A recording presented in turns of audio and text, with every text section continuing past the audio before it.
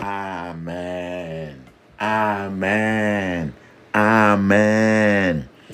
Le sang de Jésus. Le sang de Jésus. Le sang de Jésus. Le sang de Jésus. Le sang de Jésus. Le sang de Jésus. Le sang de Jésus. Dans le puissant nom de Jésus, nous avons prié. Amen. Amen. Amen. Bien-aimés dans le Seigneur Jésus-Christ, bonjour ou bonsoir, suivant le temps qu'il fait là où vous êtes maintenant là. Je suis apôtre Fokam chrétien du ministère de John et Territory Ministry. C'est-à-dire que je suis du ministère de Jean, chapitre 8, verset 32. Je suis votre partenaire de prière de tout le temps. Je suis votre partenaire de prière de tous les jours. Alléluia. Encore, que la grâce et la paix de notre Seigneur Jésus-Christ soient avec vous et toute votre famille. Amen. Avant que nous commençons notre thème de prière aujourd'hui, je vais vous encourager vraiment beaucoup à mettre une cuillère à café d'huile d'onction dans votre bouche, que vous remuez la bouche suffisamment. Remuez votre bouche avec l'huile d'onction. Laissez-la durer dans votre bouche au moins 2 minutes avant de l'avaler. De la même manière, mettez un peu d'huile d'onction dans la paume de 2 mains. Frottez vos 2 mains. Frottez-la. Frottez les 2 mains suffisamment. Frottez cela sans relâche. Frottez vos 2 mains suffisamment. Frottez-la. Frottez-la. Frottez vos 2 mains. Frottez, n'ayez pas pitié. Frottez votre front. Frottez votre front. Touchez vos cheveux avec un peu d'huile d'onction. Mettez l'huile d'onction un peu sur votre nombril. Et même d'autres fois, quand vous dormez, mettez ça un peu sur votre nombril avant de dormir avec. La même chose, c'est ce que vous avez fait sur vous. Faites la même chose sur vos enfants, les bien-aimés, n'importe quel frère et soeur, qui que ce soit. Quelqu'un qui est malade, faites la même chose. Quelqu'un qui est enceinte, faites la même chose. Avant d'aller pour accoucher, faites la même chose. Pour les vieux et les vieillards, faites la même chose. Alléluia, amen. La Bible nous dit très bien dans 1 Thessaloniciens chapitre 5 verset 17, il est écrit priez sans cesse, priez sans cesse, priez sans cesse.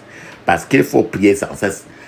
Et notre thème de prière aujourd'hui, c'est ce que j'ai intitulé la conversion satanique. Conversion satanique, première partie. Conversion satanique, première partie. Ce que j'appelle conversion satanique, en fait, c'est comment les gens ont été changés. Le diable a changé les gens beaucoup. Changer, ça veut dire converser. On a changé la nature des gens aujourd'hui beaucoup. La conversion satanique. Je vais partager encore avec vous Ecclésiaste chapitre 10 verset 7. Il est écrit, j'ai vu des esclaves sur des chevaux et des princes marchant comme des esclaves sur la terre. Papa, maman, quand ce verset nous dit très bien que il y a les gens qui devaient être en haut, qui sont devenus les gens des marchepieds. Les gens qui devaient être des marchepieds, qui sont au contraire en haut. Donc, c'est pour ça qu'on a commencé à dire aujourd'hui que la situation des gens ont été changées par le diable. La bonne norme, comment l'être humain a été créé, le diable a changé. Vraiment, quelle conversion diabolique. La conversion diabolique, cela signifie qu'une personne peut être refabriquée. Il y a des gens plusieurs gens aujourd'hui ont été refabriqués. Refabriqués pour devenir ce qu'elle n'est pas censée être. Quand tu regardes la société, il y a trop de gens, regarde-toi toi-même, qui ont été refabriqués par le diable. C'est-à-dire qu'il y a beaucoup de gens qui ont été refabriqués pour devenir ce qu'elles ne devaient pas être, ce qu'elles ne sont pas censées être. Dans Ecclésiaste chapitre 10 verset 7 que j'ai dit, et j'ai cité, j'ai vu des esclaves sur des chevaux et des princes marchant comme des esclaves sur la terre. Ça veut dire que j'ai vu les vauriens être en train de rouler à voiture. Et les gens qui sont très valables sont en train de marcher nu-pieds en route. Donc voilà des gens. Donc c'est pour ça qu'il dit que des gens ont été refabriqués pour devenir ce qu'elles ne sont pas censés être. Dans ce verset, l'esclave a pris l'esclave ou encore le serviteur a pris la position d'un prince. Et le prince a été converti pour devenir vraiment un esclave et marcher nu-pied. C'est ce que nous appelons une conversion terrible. Cela signifie que beaucoup de gens que tu vois là ne sont pas ce que Dieu les a créés pour être. Quand je parle ainsi, regardez-vous et regardez votre entourage. Beaucoup de gens ne sont pas créés ne sont pas ce que Dieu les a créés pour être. Cela signifie que quelqu'un, quelque part, d'une manière ou d'une autre, a refait la carrosserie. A fait la refabrication, la restructuration, a repeint, rechangé la personne. C'est ce que j'appelle la conversion satanique. C'est-à-dire que, imagine la voiture originale, on revient maintenant, on change la carrosserie, on change même le moteur, si bien que tu ne sais même plus si c'est la voiture même qui était sortie de l'usine. Donc, il y a certains gens, d'une manière ou d'une autre, tu vas voir qu'on a refait leur carrosserie, repeinture, restructuration, refabriquée de façon négative. C'est ça que nous appelons conversion satanique. Donc les gens sont changés comme ça. Mais est-ce que c'est la volonté de Dieu? Je vais partager avec vous la position de Dieu par rapport à ça. La Bible nous dit très bien, dans le psaume 105, verset 13 à 15, il dit, quand il allait d'une nation à une autre, d'un royaume à un autre peuple, il ne permettait à personne de les maltraiter. Et il reprit des rois à cause d'eux, en disant, ne touchez pas mes rois et ne faites pas du mal à mes prophètes. Donc la position de Dieu pour toi et moi, c'est qu'on ne doit pas te toucher. On ne doit pas faire du mal à ses enfants. Donc ce qui se passe dans la vie des gens aujourd'hui peut être normalement le contraire de ce verset qui dit que ne touche pas à mon roi. Les gens sont refabriqués, reconstruits, restructurés. On a refait la carrosserie des gens. Mais la position de Dieu est claire que on ne devait pas te toucher. La réalité pratique de ce verset ne touchez pas à mes oins. La réalité pratique pourrait être absente de la vie d'une personne, mais c'est la position de la parole de Dieu. Ne touchez pas à mes oins et ne faites pas de mal à mes prophètes. Dieu a dit ça, mais la réalité aujourd'hui, c'est que trop de gens ont été touchés. La vie des gens a été touchée d'une manière ou d'une autre. C'est pour ça que tu regardes, les gens ne sont pas ce qu'ils normalement devaient être. Je vais vous donner un témoignage. Il y a quelques années, il y a une jeune fille. La jeune fille voyageait dans un bus c'était tout dans le pays. Pendant qu'elle, dans le bus, elle a commencé à prêcher l'évangile de notre Seigneur Jésus-Christ. Et dans le bus, il y avait un homme âgé assis. Et quand la fille a commencé à prêcher l'évangile aux gens, pendant que les gens étaient tranquilles, l'homme âgé a commencé à réprimander la femme. Et lui a demandé de fermer sa bouche. Alors la fille a dit qu'elle ne peut pas se taire au nom de Jésus. Elle a dit qu'elle ne se tait pas au nom de Jésus. L'homme âgé a sorti maintenant une poudre, la poudre une poudre des fétichistes, une poudre des magiciens, une poudre. Et quand l'homme âgé a sorti la poudre là comme ça, il a soufflé la poudre sur la fille, croyant lui faire du mal. Au lieu que la poudre aille pour se verser sur la fille, la poudre au contraire est retournée. L'homme a vu au contraire la poudre, le type a lancé la poudre, mais le vieux homme a vu sur la fille au contraire que la fille était entourée d'une flamme de feu. Et la poudre que l'homme a envoyée est revenue maintenant versé sur l'homme lui-même. Dès que la poudre a touché l'homme, maintenant, depuis que la poudre l'a touché, l'homme se sentait trop mal à l'aise et ne s'asseyait plus correctement. Il était toujours dérangé. L'homme a demandé à la fille maintenant à quel secte la fille appartenait. La fille a répondu à ce vieux homme qu'elle était chrétienne. Maintenant, et la fille a demandé à ce vieil homme si elle pouvait l'aider de quelque façon que ce soit. Et l'homme a dit non. La fille a continué à prêcher l'évangile dans la voiture jusqu'à ce qu'ils sont arrivés tous à la destination. À la destination maintenant, l'homme est descendu du bus. Et il est allé toujours, il se sentait toujours mal à l'aise. Alors, ce qui est venu dans la tête de l'homme, c'est de chercher maintenant une église pour l'aide. Alors, l'homme a réussi à localiser bien après une église et a raconté au pasteur de là-bas ses mésaventures, ce qu'il a eu. Pendant ce temps, la fille elle-même, elle est sortie du bus. La fille ne savait pas que l'homme était une principauté, un grand magicien. La fille ne savait même pas que l'homme là avait des intentions pour faire du mal à la fille.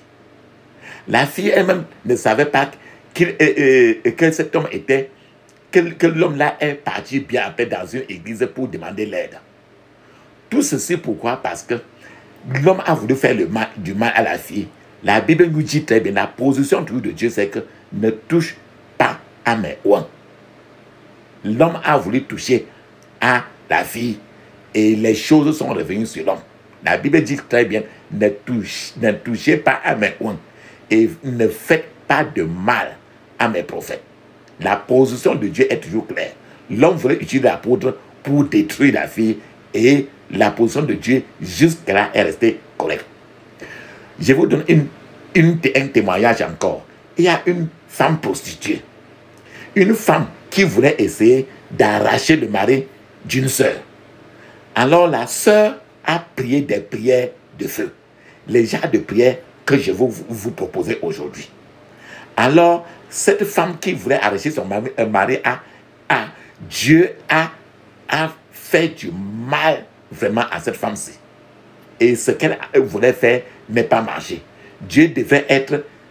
Non, à ce niveau-là, Dieu a montré que c'est lui seul qu'il faut craindre. Car il est prêt à faire n'importe quoi à quiconque touche à ses enfants. Rappelle-toi très bien. La Bible nous dit très bien que ne touchez pas à mes oins. Alors la femme, s'il voulait arracher le mari d'une sœur qui prie beaucoup, qui sait Dieu réellement, et elle a prié, alors le Seigneur a dit, on ne touche pas à mes oins. On n'arrache pas le mari de mes enfants. Le pouvoir étonnant, papa, maman, d'un enfant de Dieu n'est pas clair pour beaucoup de gens. La Bible nous dit très bien, nous ne devons pas maudire, mais bénir. Par conséquent, vous devez faire attention à ce que vous dites avec votre bouche. La Bible dit aussi dans Romains 12, 14, elle dit, bénissez ceux qui vous persécutent. Bénissez et ne maudissez pas. Je vais vous donner un témoignage de quelqu'un qui utilisait la bouche pour faire les gaffes. C'était un homme. Un homme avait l'habitude d'utiliser sa bouche abusif envers ses enfants. Et sa femme l'a toujours averti que les mots, les paroles qui sortaient de sa bouche sont des paroles qui sont toujours très significatives. Alors, sa femme a encore dit que l'homme ne devait pas, que l'homme devait faire attention à ce qu'il dit le plus souvent à ses enfants. L'homme alors a dit qu'il a, avec un peu de l'orgueil, il a dit que les mots qui sortent de sa bouche ne pouvaient avoir aucun effet négatif sur ses enfants. L'homme a cependant décidé d'expérimenter avec 2 plantes. En tant que l'homme là était un agriculteur, en tant qu'agriculteur, l'homme a pensé maintenant que tout ce qui fonctionne sur un être humain peut fonctionner aussi sur les plantes.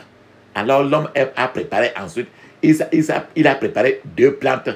Et chaque matin, il a planté 2 plantes différentes, 2 choses différentes. Et chaque matin, il les arrosait. Il les arrosait, tous les 2.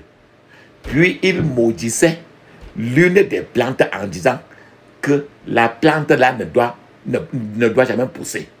La plante ne sera jamais fructueuse. La plante là va mourir un jour, etc. Alors, il maudissait une plante comme ça. Chaque matin, même quand il versait l'eau sur ça. L'autre, il se tournait encore vers l'autre plante qu'il a plantée. Et maintenant, il passait le temps à bénir abondamment et prononçait sur ces plantes de choses, de bonnes paroles positives, des paroles de bénédiction. Après un certain temps, l'homme a remarqué que la plante qu'il maudissait ne poussait jamais normalement. La plante là était vraiment rabougrie, naine, et ne grandissait jamais. Et les feuilles de cette plante là étaient pâles. Tandis que l'autre plante fleurissait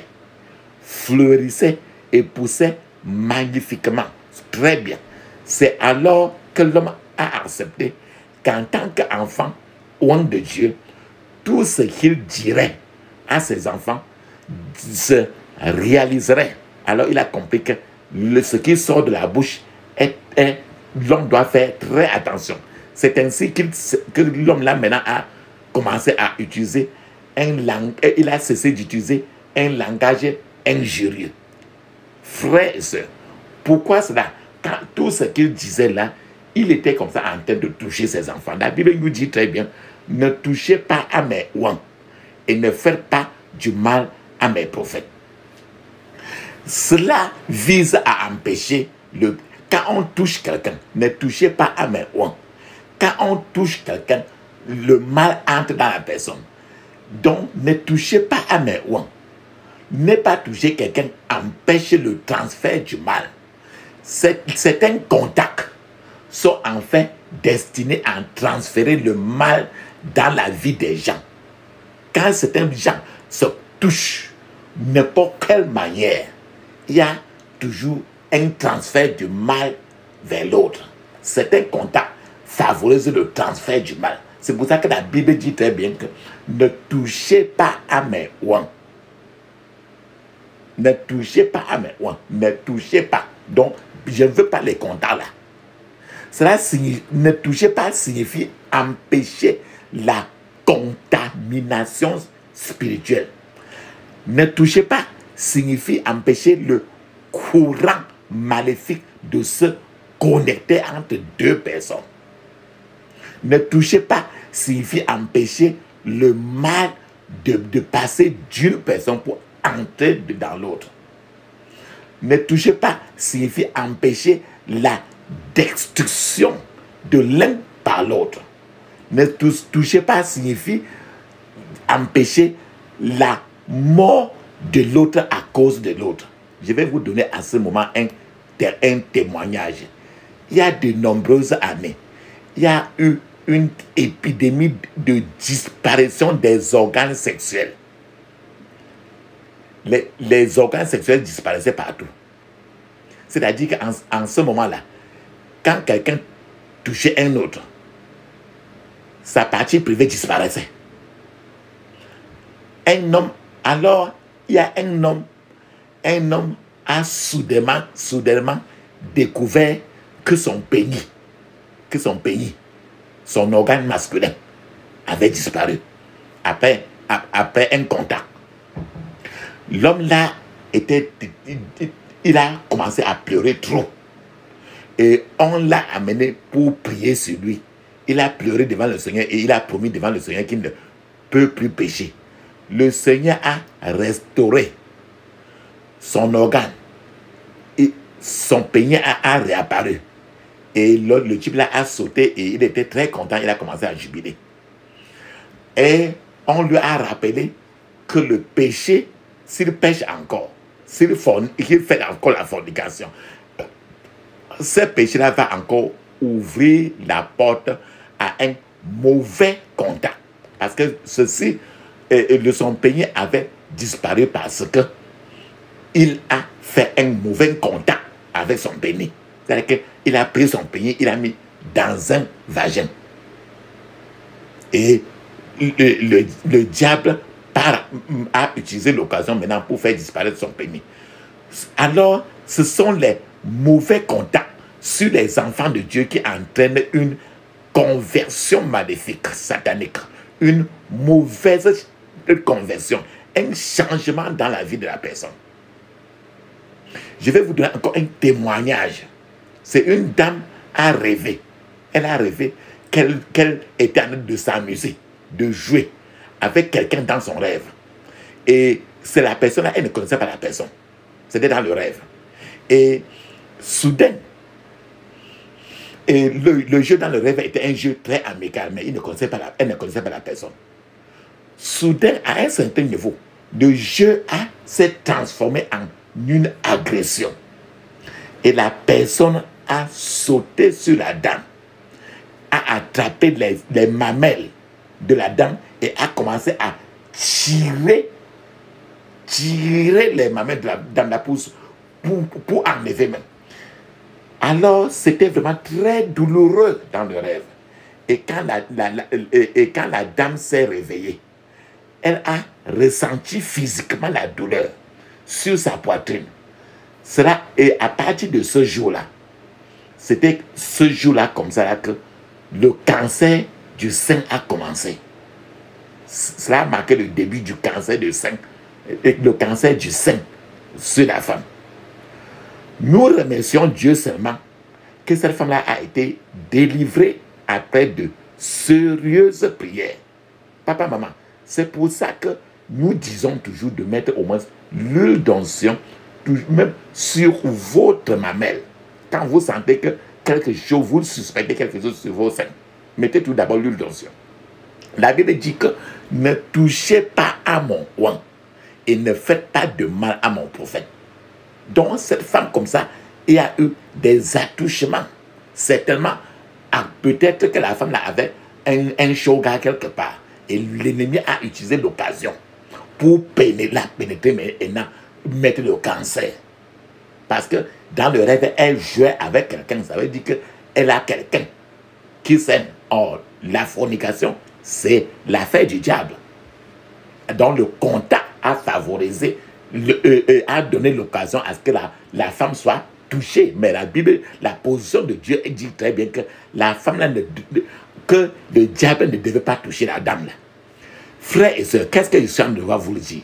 Il est possible de faire du mal à quelqu'un sans aussi même le toucher. Donc, ce que j'ai toujours parlé là, c'est quand les deux se touchent. Mais, on peut faire du mal encore à quelqu'un sans le toucher physiquement. Cela peut se faire par des malédictions. Quand on dit une malédiction, ça va, mais tes yeux physiques ne voient pas. Mais la Bible dit encore clair là, ne touchez pas mon oint. Donc, on peut toucher, on peut faire du mal par des malédictions. Les mauvais sorts. On peut envoyer des flèches d'infimité, des flèches de maladie. On peut envoyer encore des missiles télécommandés maléfiques.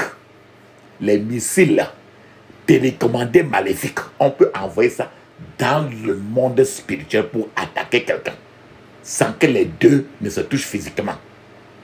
On peut envoyer encore un vent satanique, un vent peut secouer autour de vous comme ça et quelqu'un devient paralysé. On peut encore tirer des balles spirituelles avec un fusil, etc. Parfois, il ne touche pas directement quelqu'un, mais il touche aussi quelque chose ou bien les choses que la personne possède ou que la personne aime. Donc, il touche la personne indirectement. Donc, on peut toucher aussi quelqu'un sans passer par le physique. C'est pour ça que j'ai expliqué la malédiction, les mauvais sorts, les flèches d'infimité, les missiles télécommandés maléfiques, les vents sataniques, les balles de fusil spirituelles, etc.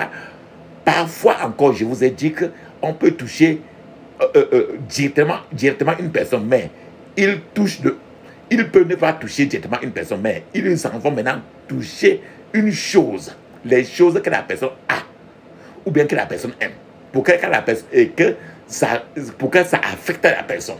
Encore, la Bible nous dit très bien, ne touchez pas à mon oint.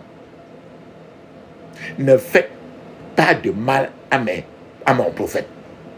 Je vous donne, quand je vous ai dit qu'on peut te toucher en touchant ta chose pour que ça te fasse mal et pour que ça te réduise beaucoup. Je vais te donner un témoignage encore là-bas. Un couple avait un manguier. Il y a un couple qui avait un manguier devant leur maison. Et ce manguier-là donnait souvent des bons fruits et à chaque saison. Maintenant, un jour, il y a une femme qui est venue couper l'écorce de l'arbre du manguier là. Il a gratté l'écorce. Ce couple-là, ils n'ont pas refusé que la femme là coupe. Mais parce que l'écorce, le plus souvent, les gens utilisent ça pour les remèdes. Et le fait de couper ne devait en aucun cas affecter l'arbre, selon ce qu'ils pensaient. Alors, ils ont vu que ce couple-là, ils ont vu que pendant que la femme là était en train d'enlever l'écorce de l'arbre là, les lèvres de cette femme-là étaient en train de bouger. C'est un peu comme si elle parlait à elle seule pendant qu'elle enlève l'écorce de l'arbre. Les lèvres bougeaient.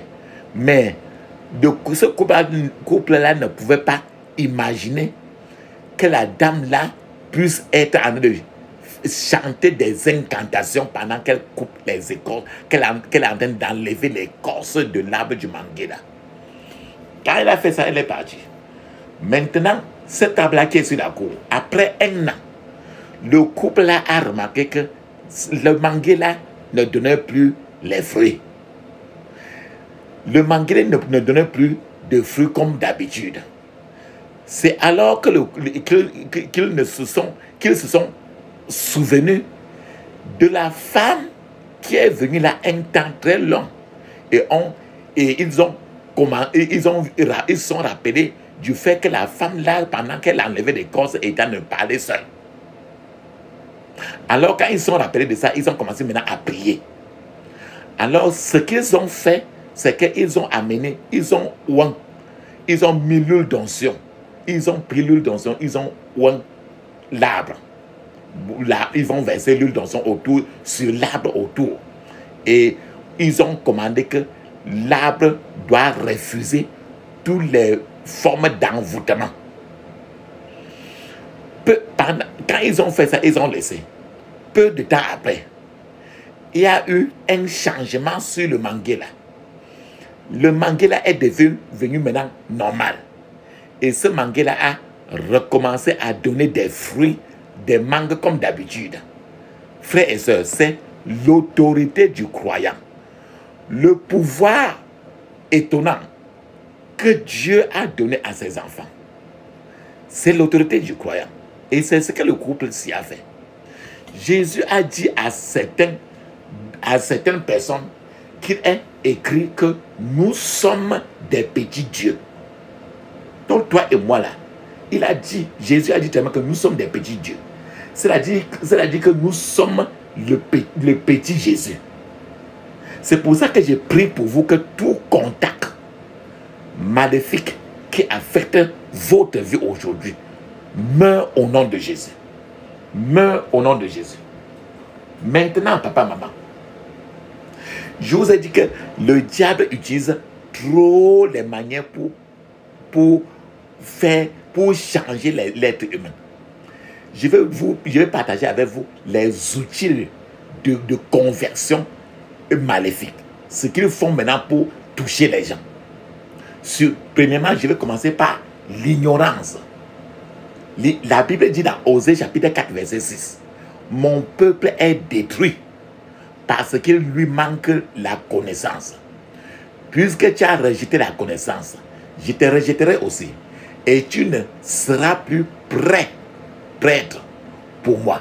Puisque tu as oublié la loi de ton Dieu, j'oublierai aussi tes enfants. Maintenant, voilà le verset de Osée 4 qui parle de l'ignorance qui était dangereuse.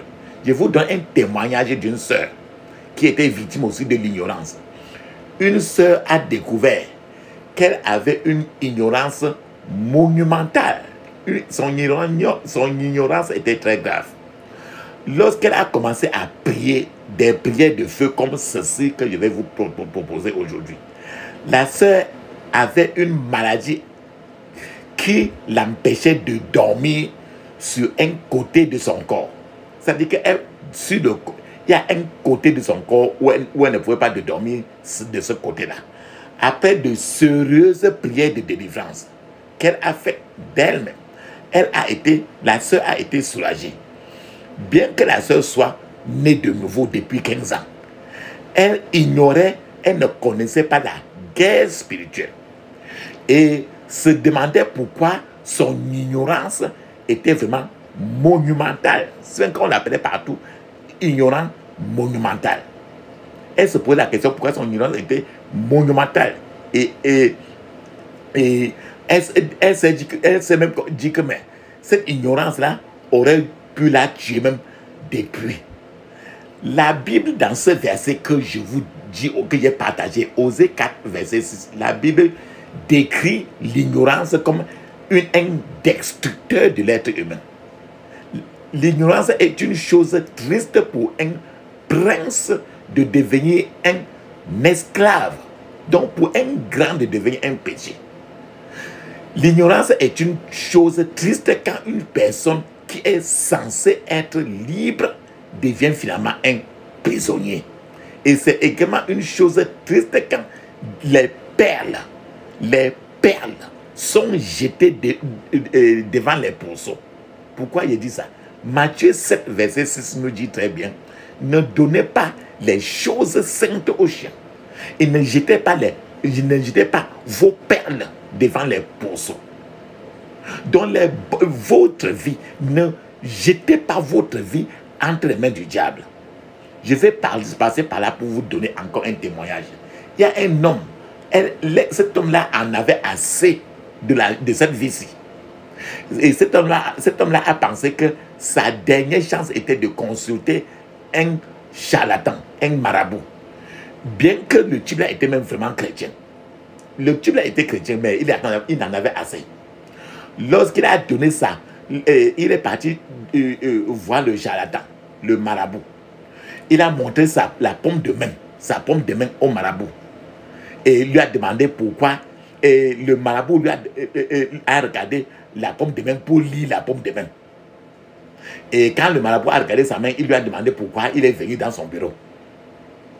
Et il a dit au frère là que les gens comme lui ne devraient pas venir voir les marabouts pour trouver une solution à leurs problèmes. Le marabout a répondu encore que le frère là avait cette chose-là.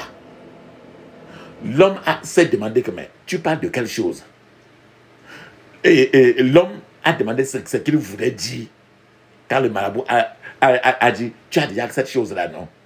Quand l'homme a commencé à se poser la question, le marabout a chassé cet homme-là et il lui a dit de sortir. L'homme étant chrétien, papa, maman, avait l'esprit de Dieu.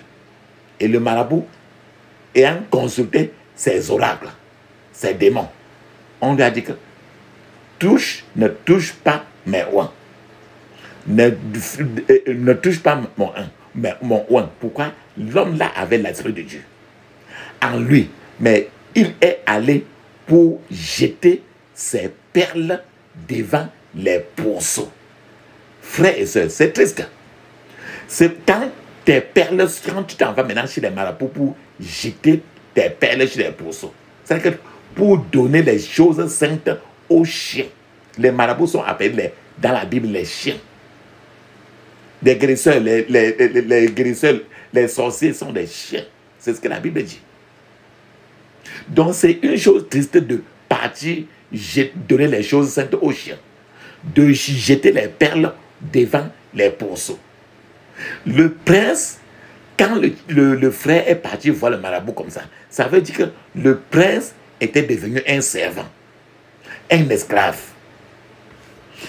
Je vais vous donner encore un témoignage. Un autre chrétien est allé consulter un voyant. Et le démon lui a dit qu'il était une viande pour le voyant. Alors, il a exploité, le voyant a exploité l'homme. Et lui a dit que sa belle-mère était responsable des problèmes qu'il a. Alors, et cette belle-mère, en réalité, et c'est la belle-mère qui passait même le temps à intercéder en la faveur de ce chrétien-là, devant Dieu. Mais le voyant-là a commencé à tourner maintenant ce chrétien-là contre sa belle-mère, qui en réalité est celle-là qui intercède trop pour le chrétien. Alors, quand le chrétien-là est sorti, il est encore reparti il est parti encore voir un autre voyant. Et ce voyant-là lui a dit que lui, il avait un esprit familier en lui. Et que le voyant-là devait chasser l'esprit familier-là de son corps. Et quand il a fait ainsi, maintenant, le voyant a pris une chicotte. Il a tapé le type là suffisamment, en le tapant violemment. Il a tapé violemment, disant qu'il est comme ça en train de chasser les mauvais esprits sur lui. Il a dosé le type là suffisamment. C'est-à-dire que le type a souffert des douleurs corporelles à cause des coups de fouet que le voyant là orchestrait sur le frère. Mais le problème du frère n'a jamais disparu. Le frère est sorti encore de là-bas. Il est allé voir encore un autre magicien qui ramasse souvent la terre pour parler sur ça. Et ce magicien-là lui a dit d'apporter tous ses habits blancs qu'il a pour qu'il travaille sur lui. Alors le frère là est venu à la maison ramasser tous ses habits pour aller chez le magicien là pour donner. Et le problème n'a jamais changé. Frères et sœurs, la Bible nous dit très bien. La Bible nous dit très bien, comme nous avons dit aujourd'hui, ne donnez pas les choses saintes aux chiens. Et ne jetez pas vos perles devant les pourceaux. À travers ces trois, le type est parti voir, il est parti regarder sur 3 places. Il est parti sur 3 places pour regarder. Ces 3 consultations. Cet enfant de Dieu est devenu, quand il est chaque fois qu'il entre ainsi, toute sa vie devient 0, 0, 0. Quand il entre dans une place, il sort toujours avec les démons sur lui. Bien qu'il fût un prince, bien qu'il était vraiment un prince aux yeux de Dieu, il est parti lui-même maintenant devenir maintenant un esclave de ses propres efforts. Ces choses que vous écoutez sont censées faire ressentir de la pitié pour l'humanité. Imagine comment les gens marchent de leurs pieds pour aller à la morgue. Quand quelqu'un va de ses pieds pour consulter les morts ainsi. Parce que la Bible appelle les marabouts, les voyants, les ceci, là. La Bible les appelle les chiens. Les chiens. Et chaque fois que tu entres là, les démons qui sont là-bas te détruisent tes finances, détruisent ton foyer, détruisent ta santé totalement. Mais tes yeux ne verront pas. La Bible dit très bien, dans Genèse 1, verset 31, et Dieu vit tout ce qu'il avait fait. Et voici, cela était très bon. Voilà, Genèse chapitre 1, 31 dit très bien, quand Dieu t'a créé, toi et moi, il a dit que tu étais très bien. Et c'est-à-dire qu'il n'y a rien à recorriger encore sur toi et moi. Le diable aujourd'hui a violé cette loi où Dieu a dit très bien que toi et moi, nous sommes déjà très bons. Le diable a violé l'humanité. Le diable a souillé l'image originelle de l'homme lui-même. Imagine très bien que toi, tu es créé à l'image de Dieu. Mais quand tu vas voir le marabout, l'image de Dieu est déchirée. Maintenant, la personne qui est partie voir ça devient alors un monstre à l'image de Satan. C'est pour ça qu'il dit que le diable a violé l'humanité. Le diable a souillé l'image originelle de l'homme. Cette image, dans le verset Genèse 1, 31, est-elle toujours vraie pour vous, papa, maman, en tant qu'enfant de Dieu? Le diable a pollué cette image aujourd'hui. Le diable a pollué cette image aujourd'hui. Le diable a converti les vrais gens en esclaves, les princes en esclaves, en plantant des semences empoisonnées dans la vie des gens et en transférant le mal dans l'esprit des gens, en les manipulant et en les contrôlant surtout à distance. Contrôlant en distance. Ces pouvoirs maléfiques de contrôle à distance sont présents dans la vie des gens aujourd'hui beaucoup. Je vais vous donner encore un témoignage pour montrer comment quelqu'un est contrôlé suffisamment. Une femme a dit que son père l'avait donné en mariage quand elle avait 16 ans. Cette femme-là, elle s'est mariée à 16 ans et elle a dû fuir le mariage que l'homme avait la raison pour laquelle l'homme la tapait tous les jours. Elle a même perdu un œil dans le processus de ce mariage à 16 ans. Et maintenant, elle a quitté le mariage. Quand elle a atteint encore 24 ans, elle a épousé encore un autre homme. Et cet homme aussi la tapait tous les jours. Et elle a aussi perdu la première rangée de ses dents du haut de sa bouche dans le processus du mariage. Cette dame encore a fui ce mariage-là et elle est encore sortie. Maintenant, à l'âge de 31 ans, la dame-là est maintenant née de nouveau. Donner sa vie à Jésus, née de nouveau. Et la dame-là encore, elle s'est mariée. Plus tard, elle s'est mariée plus tard avec un homme aussi né de nouveau. Cet homme aussi a commencé à taper trop la femme. Et quand la femme était même dans la grossesse, et cet homme né de nouveau continuait à la taper. Lorsque la femme est venue en consultation à une église, elle s'est réalisée, elle s'est rendue compte qu'elle-même était celle qui avait quelque chose maléfique dans sa vie, un dépôt maléfique dans sa vie, dont elle devait se débarrasser. C'est-à-dire que partout où elle partait, ces choses-là étaient dans son corps et personne ne pouvait la supporter nulle part. Parce que ces démons-là chassaient tous les maris. Ce démon-là mettait tout son entourage mal à l'aise d'elle et elle ne savait pas. La dame-là aurait pu traverser presque toute sa vie comme ça, en pensant que tous les hommes sont mauvais et méchants et que le mariage, ça ne vaut pas la peine. Et en se remariant, aller de mariage en mariage. Mais elle ne savait pas que le grand problème, c'est dans elle-même. C'est ça que Satan met dans les gens. Jusqu'à ce que l'un d'eux, elle pouvait aller de mariage en mariage jusqu'à ce que l'un des maris à un certain niveau peut finir par la tuer.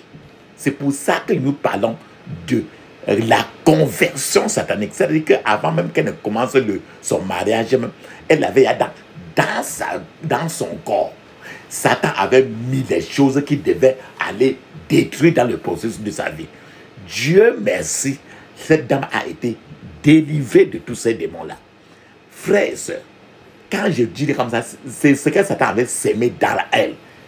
L'ennemi sème le mal dans la vie des gens, juste pour ternir l'image des gens, les remodeler, les transformer en quelque chose d'autre.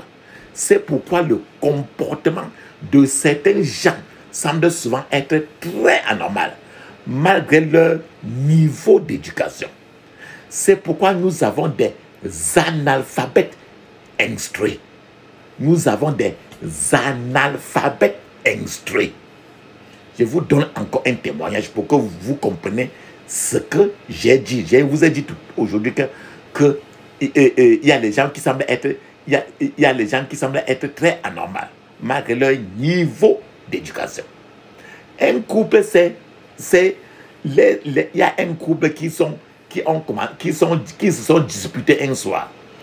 La femme était très enceinte et elle a dit que son mari, elle a dit à son mari que son mari là ne devait pas sortir ce jour-là, parce que son mari, elle a dit que son mari ne devait pas sortir ce jour-là parce qu'il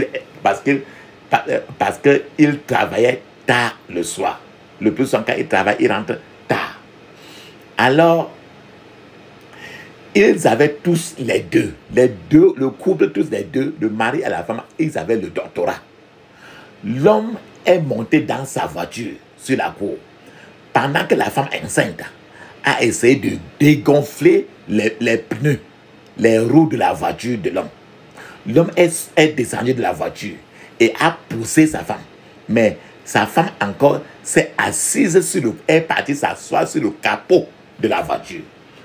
Frères et sœurs, on aurait pu penser que l'homme aurait pris en compte l'état de la femme qui était grosse et presque même à terme, et l'homme aurait réglé par exemple la dispute à l'amiable. Mais l'homme est parti en la laissant assise sur le capot. Il a commencé à rouler et la femme était assise sur le capot. Après quelques mètres que le type a roulé, la femme est tombée de la voiture et le type s'est arrêté avec la voiture. Le type maintenant l'a portée, mettre dans la voiture parce qu'elle saignait déjà beaucoup. Avec toutes ces violences, elle a saigné de partout. Le type, son mari, l'a amené à l'hôpital et l'a laissé à l'hôpital. Et l'ayant laissé à l'hôpital, le type est retourné toujours pour partir là où elle partait. C'est-à-dire que rien n'a changé rien n'a changé de ce que le type voulait faire. Ce que j'essaie de vous raconter, c'est le fait que l'ignorance de la guerre spirituelle n'a rien à voir avec l'éducation universitaire. L'ignorance de la guerre spirituelle n'a rien à voir avec la qualification de l'être humain. Lorsque l'ennemi est occupé à boire le sang des gens dans son bureau,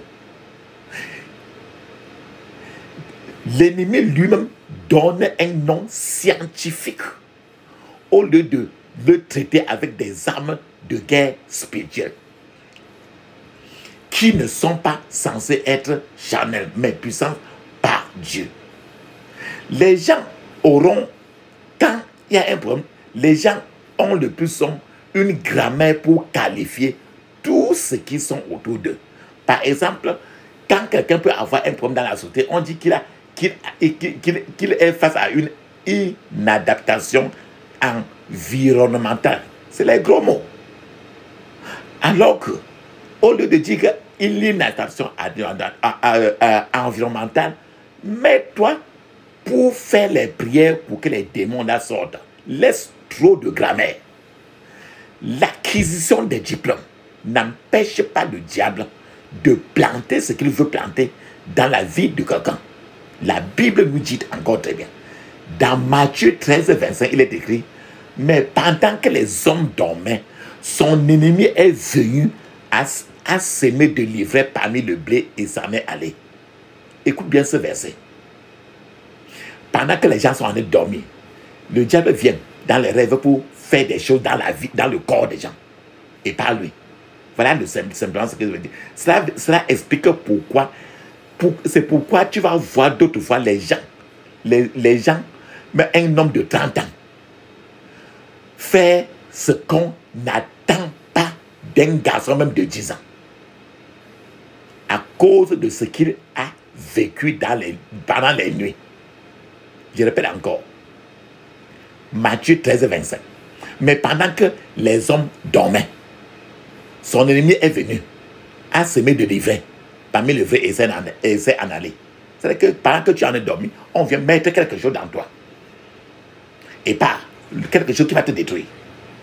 Et j'ai dit, c'est pour ça que tu verras quelqu'un qui a 30 ans se comporter, faire des choses qu'on n'espère même pas d'un enfant de 10 ans. C'est-à-dire qu'il a 30 ans, mais son âge est même presque 7 ans. C'est pourquoi l'enfant d'un homme riche peut partir, par exemple, au marché, voler quelque chose. Et les grammairiens vont appeler que l'enfant est à la kleptomanie. C'est-à-dire parce que le gros mot est là. Alors qu'il ne te faut rien que t'asseoir pour la prière. Fais les prières et que tous les démons qu'on a mis dans l'enfant du riche doivent sortir et l'enfant va être guéri. Qu'on laisse tous les affaires de kleptomanie ou bien kleptomanie à faire quoi. C'est comme ça là. Je vais vous donner un témoignage. Un homme voulait voyager hors du pays à tout prix. Cet homme-là est donc parti voyager. Elle est partie voir un sorcier. Le sorcier lui a donné des décoctions, des remèdes traditionnels à avaler pour devenir invisible et passer les agents de l'aéroport sans qu'on ne le voie. Voilà comme ça qu'on lui a dit, que le sorcier lui a dit. Alors, quand il a pris ça, il a bu, il a été choqué lorsqu'il est passé devant un agent d'immigration. Cet agent d'immigration-là l'a appelé derrière. Sa première réaction, quand il est passé seulement, alors on l'a rappelé derrière. Parce qu'il n'avait pas de passeport, pas de visa. On l'a rappelé derrière. Sa première réaction a été de demander si l'agent l'avait vu. L'agent de l'immigration s'est mis en colère parce qu'il insinuait que le type est en train de le voir comme quelqu'un qui est aveugle. C'est quelqu'un dont le passeport n'avait pas de visa. Alors on a arrêté le type là à l'aéroport, on l'a tapé à mort et on l'a renvoyé chez lui. Pour que cet homme, papa, maman, ait fait quelque chose de pareil, d'aussi fainéant ainsi, l'ennemi a d'abord dû implanter, s'aimer quelque chose dans sa vie. C'est-à-dire qu'un démon de la morgue, un démon de la tombe. C'est pour ça qu'il a bu. Quand il a bu, c'est entré là, alors c'était fini. C'est pourquoi nous supplions souvent les gens d'arrêter de se faire la guerre par leur propre péché, par la consommation de l'alcool, par l'immoralité sexuelle, etc. Certains gens disent qu'ils veulent boire et jouer ici-bas sur la terre parce qu'ils ne savent pas à quoi ressemblera le paradis. Frères et sœurs, je vous dis qu'il n'y aura pas de boisson au paradis de toute façon. La vie de nombreuses personnes est contrôlée de loin. Je vous dis que tu peux être dans un pays et l'autre est dans un autre continent. Mais la vie des gens est contrôlée trop de loin. C'est pourquoi parfois, lorsque vous commettez une infraction contre un parent ou bien contre un grand-parent, ces grands-parents, le plus souvent, ils le sauront, même de loin, parce qu'ils ont des pouvoirs de contrôle à distance. Ils ont les gris-gris. Ils ont les choses magiques que le plus souvent, tu n'es pas informé de cela. Certains voulaient... Je vous donne un témoignage, c'est un homme de Dieu. Les gens voulaient lui faire du mal. Il y a les gens qui voulaient faire du mal à un homme de Dieu. Mais ces gens-là ne pouvaient pas le faire du mal facilement. Ce qu'ils ont choisi de faire, c'est qu'ils sont partis dans la ville natale de cet homme de Dieu. Et ils ont fait des enquêtes pour savoir où est-ce qu'on avait enterré le placenta de cet homme de Dieu-là. Alors les gens-là sont partis là-bas. Ils ont localisé la principauté qui détenait la clé du placenta de chaque enfant né dans ce village-là. Et la personne qui détenait la clé de tous les placentas là-bas, c'était un petit garçon de 11 ans physiquement. Son âge physique, c'était 11 ans. Mais, en réalité, cet enfant de 11 ans, a vécu pendant des générations avant de naître encore là-bas. Donc, c'était une principauté dans le monde satanique. Mais physiquement, il avait 11 ans. Alors, quand ils sont arrivés là-bas, ils ont pris le placenta de cet homme de Dieu. Ils ont invoqué l'esprit de cet homme de Dieu-là. Et l'esprit de cet homme de Dieu a apparu. Et quand l'esprit de cet homme de Dieu-là a apparu, cet esprit-là a apparu devant eux et a fiasqué avec dédain. Et il est quitté. En réalité, les gens-là ne pouvaient pas lui faire du mal. Pourquoi? Parce que l'homme de Dieu avait sur lui la marque du Seigneur Jésus-Christ. Tu vas me dire que quelle marque? La marque qui dit ne touchez pas à mon oint et ne faites pas de mal à mon prophète. Donc on ne pouvait lui rien lui faire. Ils ont fait n'importe quoi et on ne pouvait rien lui faire. Lorsque l'onction du Saint-Esprit se déplace, papa, maman, cette onction se déplace de diverses manières. Je donne un peu un exemple. L'onction du Saint-Esprit se déplace par la parole de Dieu, par la parole, parler de Dieu. Par exemple, dans Genèse, il a dit que la lumière soit et la lumière fut. C'est le déplacement de l'Esprit de Dieu. L'onction du Saint-Esprit se déplace aussi par la prière. Ça se déplace aussi par l'imposition des mains. Quand tu imposes les mains. Ça se déplace aussi, l'Esprit Saint se déplace aussi par l'onction d'huile. Quand tu mets l'huile d'onction sur quoi que ce soit, y compris toi, même ta maison ou partout. Le Saint-Esprit se déplace aussi par là-bas. Ça se déplace aussi par des objets inanimés. C'est-à-dire qu'un habit, un mouchoir peut porter l'Esprit de Dieu. De même aussi, le diable a de nombreux canaux par lesquels il transfère les dépôts maléfiques et les mauvais esprits, les démons dans la vie des gens. Cela peut se faire. Les manières que le diable peut utiliser la manipulation et la contamination des gens. Cela peut se faire par la manipulation des habits des gens. Les habits. Ça peut se faire par la nourriture que les agents démoniaques donnent. Ça peut se faire aussi par les relations sexuelles pécheresques.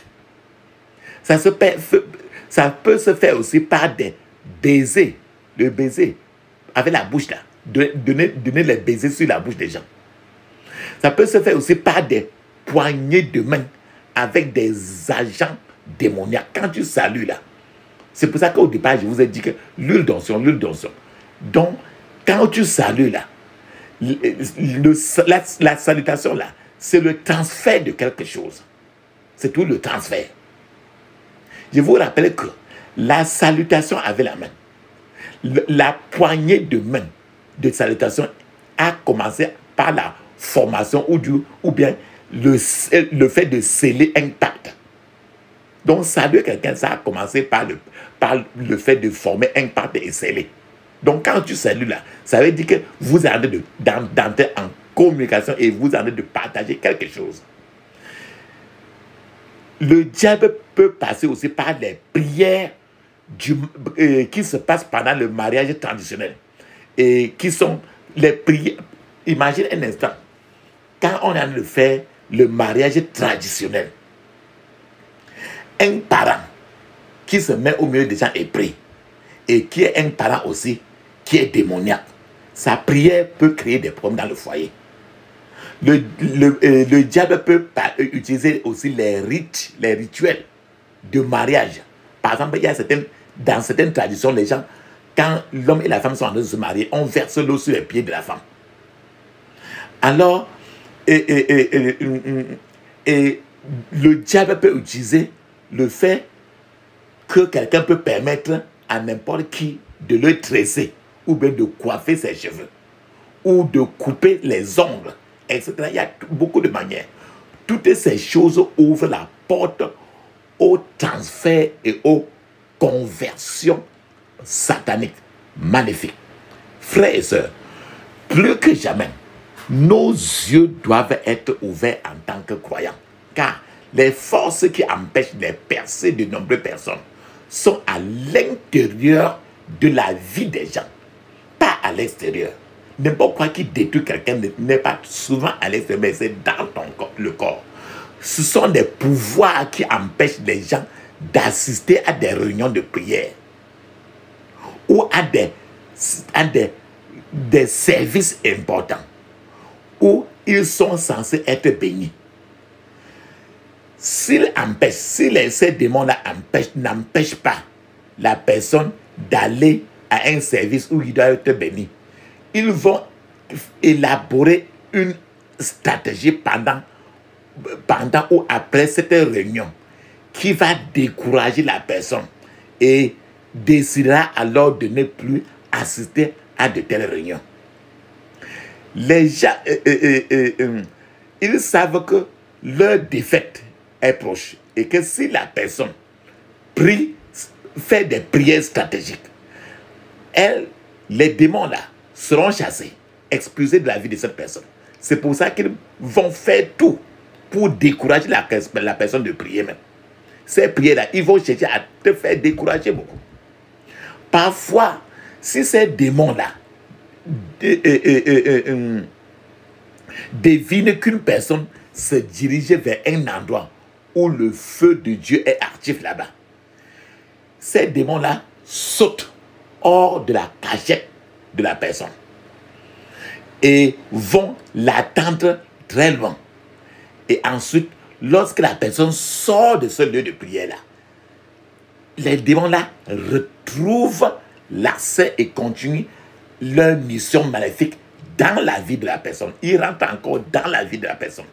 Ce sont les enseignements par lesquels l'image d'une personne, son caractère et son être sont gâchés, refabriqués et convertis. Quand ces démons-là sont à l'intérieur de la personne, ils ne font que détruire, gâcher, refabriquer, reconditionner, restructurer la personne. Mais tout ceci, changer le caractère, mais tout ceci de façon négative. Des choses mauvaises sont plantées dans le jardin de la vie des gens chaque jour. Les mauvais esprits peuvent être transférés dans la vie des gens par le sang physique. C'est-à-dire que quand quelqu'un est malade, on dit qu'on achète le sang pour mettre sur lui. Ou bien qu'on enlève le sang de quelqu'un pour mettre sur lui. Le sang physique qu'on met sur la personne, si la personne avait 2 femmes, ou bien il a trop de filles, quand le sang là va entrer dans la nouvelle personne, la personne va avoir directement l'esprit de fornication, d'adultère, et polygame. Si le sang physique est tel que c'est un sang qui vient de la janson de quelqu'un dont les grands-parents étaient des exorcistes, on est en train de mettre le sang comme ça d'un exorciste dans le corps de la personne. Donc je suis en train de vous dire que les mauvais esprits peuvent être transférés dans la vie des gens par le sang physique ou le sang familial, dans la génération des parents aux enfants. Si vous remarquez par exemple que votre mère n'est jamais restée avec un seul mari et que vous voyez des signes d'abandon, c'est-à-dire que vous en notez déjà que vous-même, vous êtes trop désintéressé à votre femme ou bien vous êtes désintéressé à votre mari. Alors, il y a quelque chose dans vous qu'il faut renoncer et à briser avant que cela ne devienne en vous une conversion maléfique, afin que cela ne vous détruise pas davantage, parce qu'ils sont là pour détruire. C'est Jean chapitre 10, verset 10. Si vous savez que votre père est ou était plus pauvre qu'un rat, qu'une souris de l'église, et que vous avez découvert que vous êtes toujours fauché et dans le besoin, cela signifie qu'il y a quelque chose que vous devez briser. Si vos parents, par exemple, n'avaient aucune direction dans la vie, c'est-à-dire qu'ils n'ont aucune direction, ils n'ont jamais rien accompli, et que vous voyez les traits de ces choses dans votre vie, vous devez savoir que vous devez prier aujourd'hui, sérieusement aujourd'hui, parce que la sémence du vagabondage est déjà dans votre vie. Frères et sœurs, certains gens, même sans les mauvais sorts, même sans les malédictions, ont déjà des problèmes dans leur vie. Bien aimé, c'est un sujet important et j'aimerais m'arrêter ici pour continuer dans la deuxième partie de ce même thème, par la grâce de Dieu. En attendant, si vous n'avez pas encore abandonné votre vie au Seigneur Jésus-Christ, cela signifie que vous n'appartenez pas au camp du Seigneur, du Dieu vivant. La Bible dit que les yeux de Dieu ne peuvent pas voir le péché. Cela signifie que vous êtes aliéné de Dieu. Vous êtes éloigné totalement de Dieu. Cependant, vous avez aujourd'hui la possibilité de vous détourner de vos péchés pour vous tourner vers le Seigneur. Je vous conseille, papa, maman, de le faire maintenant. Là où vous êtes. Le Seigneur est là avec vous. Les bras grandement ouverts, prêts à vous accepter dans son bercail. Tout ce que vous avez à faire est de reconnaître le fait que vous êtes un pécheur, de vous repentir de ces péchés et de les confesser au Seigneur. Nommez-les un par un et demandez au Seigneur de vous pardonner et de vous purifier de toute injustice. Décidez qu'en abandonnant ces péchés, vous n'y retournez plus jamais. Renoncez au monde et au diable et n'y retournez plus jamais. Je vous félicite pour cette importante décision que vous avez prise. C'est la décision la plus importante de la vie. Je prie pour qu'elle soit importante et permanente dans votre vie au nom de Jésus. Je prie pour que le Seigneur vous soutienne de sa main de justice. Il vous empêchera de tomber au nom de Jésus. Il écrira votre nom dans le livre de vie. Et je prie pour que rien ne l'efface en aucune façon. Au nom de Jésus.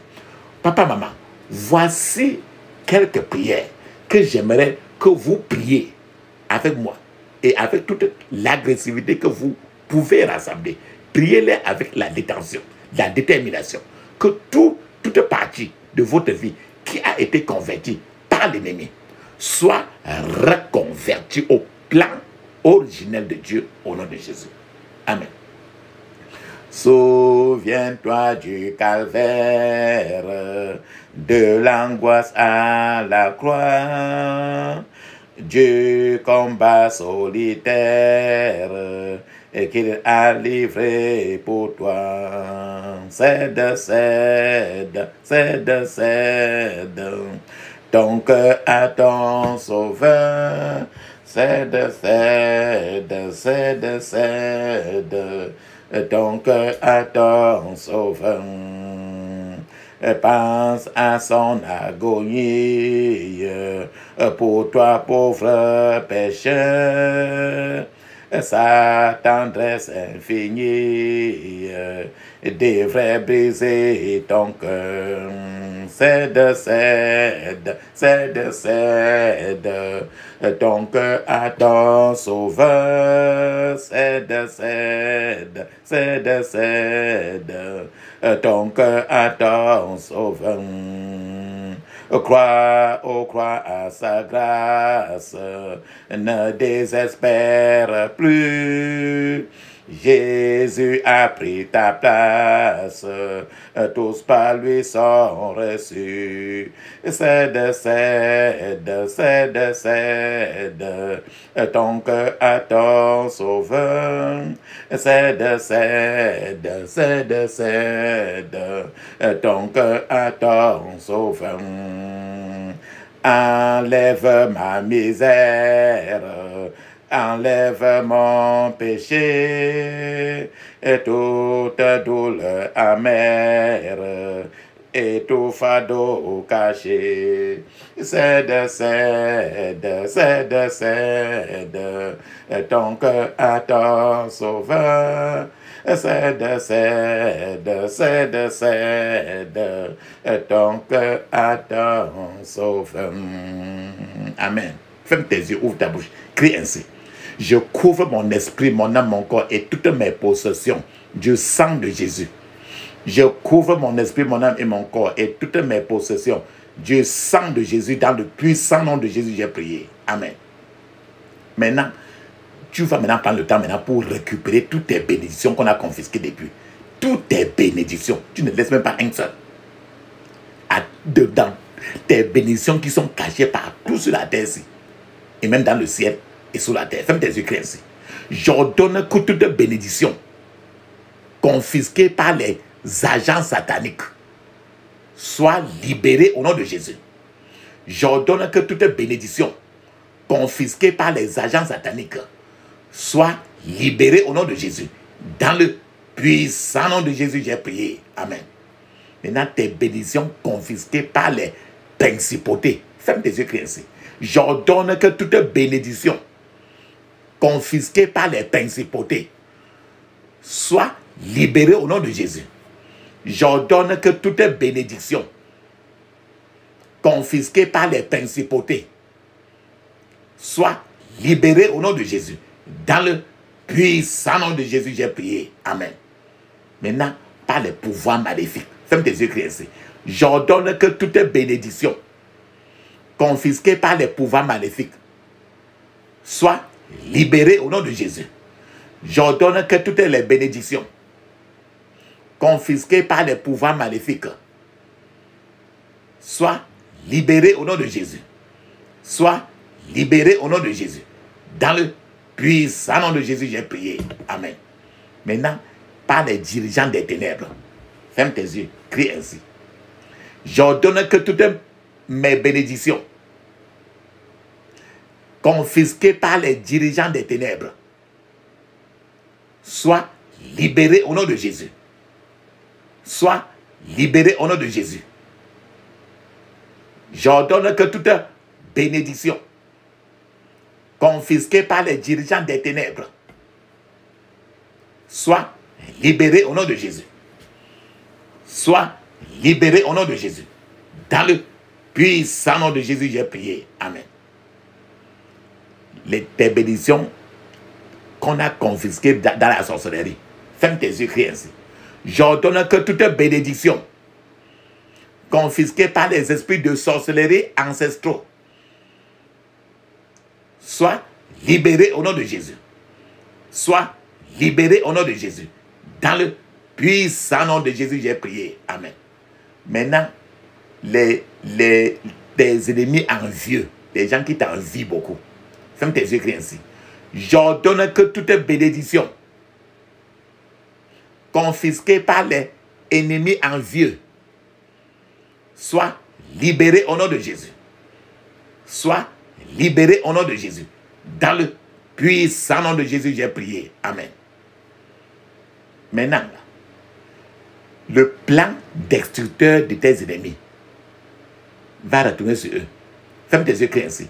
Que le plan destructeur des ennemis dirigé contre moi leur explose au visage. Au nom de Jésus. Que le plan destructeur des ennemis dirigé contre moi leur explose au visage. Au nom de Jésus. Que le plan destructeur des ennemis dirigé contre moi leur explose au visage. Au nom de Jésus. Dans le puissant nom de Jésus, j'ai prié. Amen.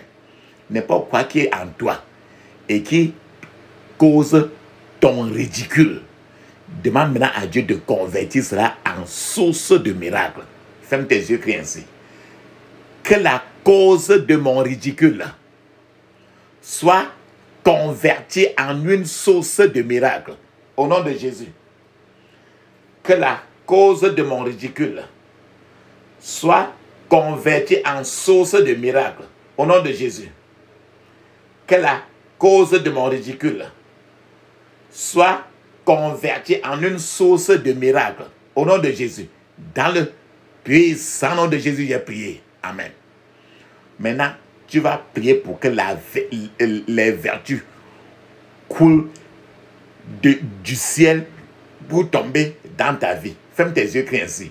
Seigneur, que les vertus coulent de toi dans ma vie. Au nom de Jésus. Seigneur, que les vertus coulent de toi dans ma vie. Au nom de Jésus. Dans le puissant nom de Jésus, j'ai prié. Amen. Maintenant, les vertus. Maintenant, tous ceux qui détournent de toi les bénédictions que Dieu a envoyées, il faut qu'ils meurent tous. Quand Dieu envoie tes bénédictions, on détourne toujours. Ça, c'est même quoi? Tu n'es pas fatigué de ça. Il faut que tous ceux qui détournent de toi les bénédictions qui viennent de Dieu, il faut qu'ils meurent tous. Ferme tes yeux, crie ainsi. Tout pouvoir qui détourne de moi les bénédictions de Dieu, tout pouvoir qui détourne de moi les bénédictions de Dieu, votre temps est écoulé. Mourrez maintenant au nom de Jésus. Mourrez maintenant au nom de Jésus. Dans le puissant nom de Jésus, j'ai prié. Amen. Maintenant, papa, maman, tu vas parler, mets une pause. Parce que tu vas parler, elle est là en langue. 7 minutes. Le parler en langue est écrit dans Marc 16, verset 17. Actes des Apôtres, chapitre 2, verset 1 à 5. Et dans plusieurs places. Pendant que tu parles en langue, je t'attends. Vas-y.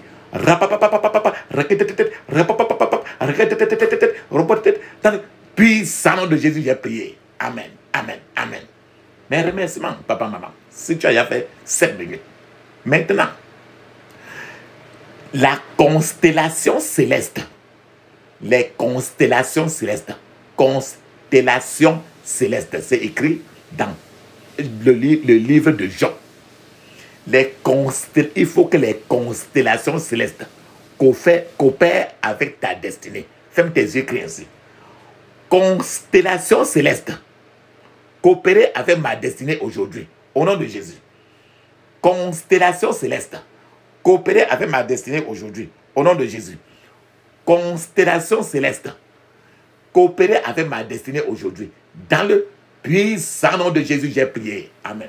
Papa, maman, ferme tes yeux. Ouvre ta bouche. Ne dis aucun mot. Ne dis même pas merci. Ne dis même pas amen. Parce que on va appeler le Dieu d'Élie.